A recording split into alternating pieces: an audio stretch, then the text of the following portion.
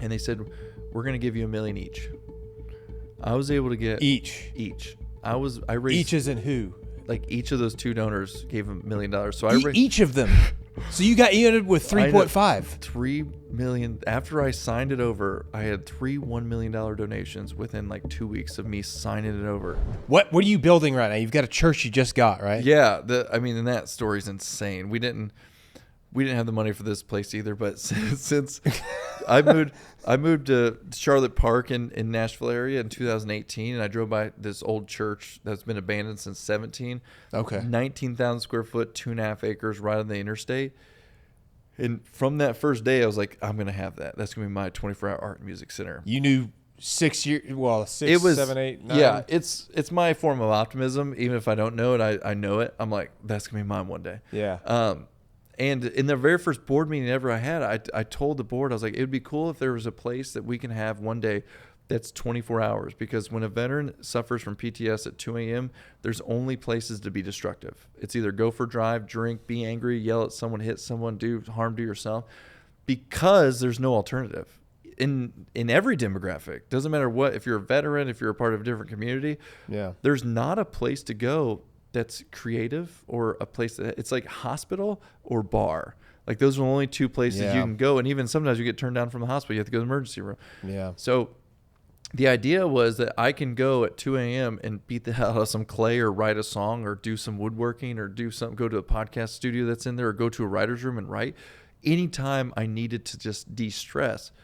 And so in 2018, when I saw that building, I was like, I cannot afford that. We were a $300,000 nonprofit, and this is like probably a $5 million property I was looking at. I was like, that's going to be mine one day. And I just kept driving by it every single day, twice a day, going back and forth. Yeah. And then in 2020, we started renting space because I got a really crazy deal from a veteran we served downtown, or down on 12th Avenue in Nashville. And throughout the whole process, though, I was like, I want that church. So I would email the council member and be like, hey, what's up with this church? What's up with this church? Finally, I got on the phone with him, and he told me about this church. He's like, hey, these guys own it. They're going to develop it. They want to put a hotel here, but the city probably won't let them do it because of the ingress, egress, where it's at, location base. I was like, well, if it's ever for sale, just let me know. Knowing I don't have the money for it, I just kept saying, let me know. They're trying to put a hotel there? Yeah. Oh, that'd be terrible. Yeah, they're building all everywhere. They just thought about money. They didn't care. They're money. Yeah. And so all of a sudden, we have our end of year board meeting a year and a half ago. We raised $2 million for the year. Best year ever. Before that, it was like 1.3. Before that, it was like 800,000. Like, we legitimately have been growing pretty rapidly, building the team, right? But we also serve way more veterans each year. Yeah. And we're coming off that. And I'm like, okay, Nashville's growing too fast. We need to own a place. And I want a 24-hour art center anyway, so we could help veterans all the time. And there's this church I really love. I told them in the board meeting, I said, there's this church I've been wanting, I've been researching, I've been looking at, but I don't know if it'll be for sale, and we probably can't afford it. But I want the board to know I'm going to start looking for a place for us to live, not rent. And they said, go. And so that Tuesday, that was a Saturday board meeting. Tuesday, there was a for sale sign on the church. And I called the guy instantly, said, tell me everything. So you said Saturday? Saturday was my board meeting where I told the board about it. Okay. And saying, by like, Tuesday, there was a for sale sign Tuesday on there. for sale sign. I called the guy, and he said, hey, actually, it's already been under contract because it was on those websites for like a week. He's like, I just had an extra sign. I threw it down just in case. He said, there is an issue, though. Developers can't redevelop it. It's zoned for housing, and they're trying to redevelop it so they can make money off it.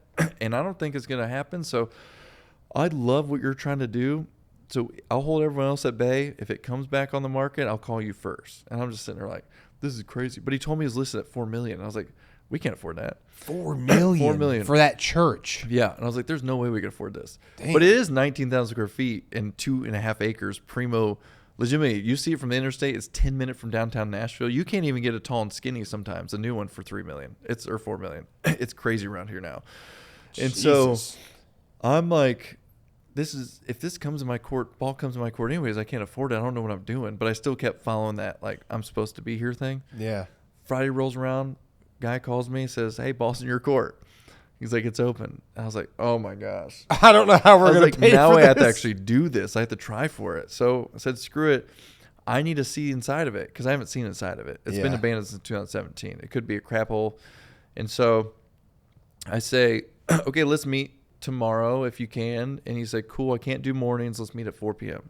This is important to the story too because At 1:45 p.m., I get to Vince Gill and Amy Grant's house. This is part of my life now. I didn't know anybody in Nashville. Vince Gill and Amy Grant. I'm going to their house to get my chiropractor treatment on. Rusty Cross, who you met, who I raved about, is Vince Gill and Amy Grant's chiropractor. And they're kind enough to let me go to their house to get adjusted, which happens to be like 11 minutes from the church. Okay. So I walk into their house, get ready to see Rusty, and I get a text from the guy saying, actually, can you meet me in like 10 to 15 minutes? And I said, oh, okay. So I turn to leave Vince's house. I grab the door handle and it jams a little bit. And Vince comes around the corner. He's like, no, you gotta really push down. I gotta get the fixed. And he said, did you get adjusted? I was like, no, there's this church I'm looking at. And he's like, oh, I know the church you're talking about. My daughter lives over in that area. And by the time I get the door open and that conversation happens, Amy comes around the corner and she's like, Richard, what are you doing? I tell her the same story. But I said, Amy, I can't even put this under contract unless I know I could raise a minimum of $2.5 million. I'm willing to try to figure out how to get the rest of it. If I can get to $2.5 million, I want to try to get this church. And she said, well, there's a reason you showed up today. She's like, you should put the church under contract. We'll help you get the money. And I was like, we'll help you get the money. I was like, okay. Bro, what? And so I go back, tour the church. It's in shambles, but its structure is perfect. Like the structure is perfect. So just some came pulled out the copper wire out and all the other stuff from everything. Oh, so really? There's still a lot of renovation. It's been sitting there since 2017. No HVAC, no electricity, no plumbing, no nothing. Yeah. But still beautiful. And I was like, I could do everything I want here. I could have the ceramic studio. I could have the wood shop. I could have the writer's rooms. I could have the podcast studio. I could have rental space. I was like, if I have rental space, all the rental money we can make can actually pay for all the overhead. So we wouldn't have to worry about that. Yeah. And just the investment in the property. I was like, this could actually help us so much that donors wouldn't have to really worry about admin pricing, because what we can make off this property and still serve veterans would help. And so, but for 2 months, I wish it was as easy as her saying, we're going to help you. How they helped was they put like 8 people in their living room and let me tell my story. A lot of the story I'm telling you today, like my whole keynote from like childhood to being blown up to starting CreatiVets with the co-founder, and then to this building that I now want to turn into this 24-hour art and music center. Yeah. Before this moment, CreatiVets has never received more than $150,000 at once, and that's even new to us. So for me to try to raise $2.5 million in 2 months is unheard of. And so they let me speak at their house, and phenomenal people gave so me. Who are these people? They're just a bunch of random people. I'll probably not say their names. But okay, yeah, that's fine. Their friends, close family, or close friends who they know had money or a pool or niche, or like could connect me to people. Yeah. And I told them my story, and I raised like $250,000, but it still didn't put us over the threshold, right? I was like, I'm still not sacrificing CreatiVets over a building, because if I just took out a loan, we wouldn't be able to afford it. We don't have enough revenue coming in for me to pour into that. Yeah. And I would be sacrificing programs for veterans, which I didn't want to do. That was like the caveat. I was like, I can't sacrifice programs of veterans over a building. Yeah. And so 2 months came and gone, and I couldn't get it. So I said, I'll have to take this off. But I told Amy, I was like, I'm still going to try. I'm still going to figure out a way to get this church until it's gone. And so a few months went by. It's January of last year when my realtor called me, and she said, hey, they just called me. They said they're going to tear down the church. They're just going to put as many houses as they can up. It's not going to be a lot, but still. They will give you another shot, though. You're the only one that could rezone it. No other developer can. And so I said, okay, how about this? Let's ask them for $3.3 million for the whole property. It was at 4, and I still couldn't afford 3.3, but I said 3.3, and I could still hit the 2.5 million threshold maybe. And I was like, let's try it again. And they gave me 3 more months to try to find the money. So we're at a day prior to 3 months. And it's actually at our golf tournament last year. Our golf tournament last year fell on the day before I was supposed to sign, or say yes or no to this property. Yeah. So I'm at the golf tournament.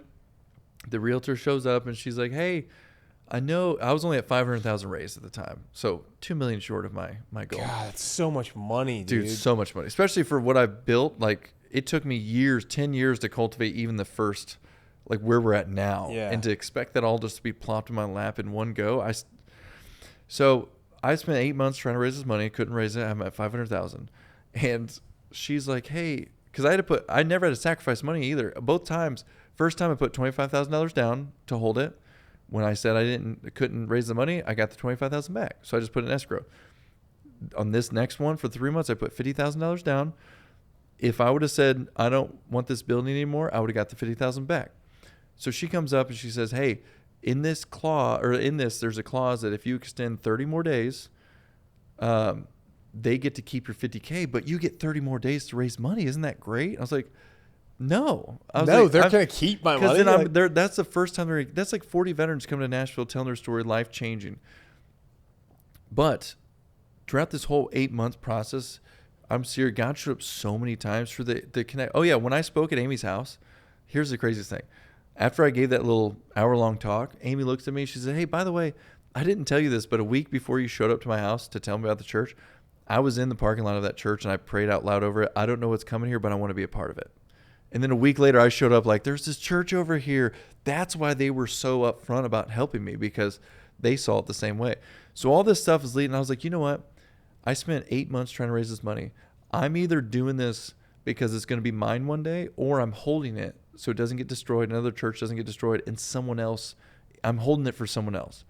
And I guess that's worth the sacrifice. So I guess I'm just going to pretty much throw this 50K away, I guess, but I signed the paper to extend 30 more days.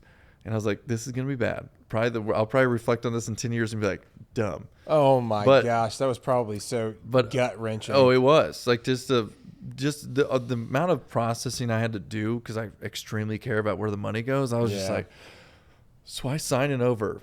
And a week later, I'm sitting across from Gary Sinise, and we talked for an hour with his vice president of programs and his CEO. And we're talking. Previous to that, he toured the church. Like a month prior to that, he toured the church, just looked at it and was talking about my waiting list and what's happening with veterans, what we're trying to do. And we talked for like an hour. Then he sent his CEO and chief development officer or whoever it was away. And me and him just had a really honest conversation about his son, Mac, who passed away of a rare cancer, and the love Mac had for other veterans and just Gary Sinise Foundation and all the stuff they did. And he's like, you know what? I want to name the auditorium in that building after him. I'm going to give you $1 million to name the auditorium after Mac Sinise. And I'm just sitting here like, Gary told you to your face he's going to give you $1 million if you name the auditorium. Name the auditorium after him. He was like, "This is your $1 million to name the Mac Sinise auditorium." And I was just like crying, because I was like, you don't understand. Luke's legacy is what built CreatiVets. And I was like, I'm going to carry Mac's legacy now. And he gave me that. He has his own nonprofit, and he's not given, but Mac Sinise's legacy is now going to live through CreatiVets, through this building. Are you going to name any rooms after Luke too? I'm going to do something big for Luke. I just don't know what it is yet, because I'm as we build it out, because we're still so far away from the rest of the money that we need for we bought the building, which is crazy. But once we had that $1 million and I had the other $500,000, I said, I don't need $2.5 million. I have $1.5 and Gary behind me, like in Mac's legacy behind me. But a week later, I met with these two donors separately. One of them, he'd only give me 10, not only because it's a lot of money. He's giving me $10,000 a year for maybe 5 years. So I knew him. The other one, he saw me speak somewhere a long time ago, never given CreatiVets any money. They toured the church like probably in October, like 6 months prior. And I've been trying to get them to get a donation just for the church, not knowing how much it would be. I didn't know how much they were worth, what they had or whatever. And we sat down and we talked, and they said, and this is a week after after Gary gave me the $1 million. Yeah. And they said, we're going to give you $1 million each. I was able to get each. I raised each as in who? Like each of those two donors gave $1 million. So each of them. So you ended with 3.5.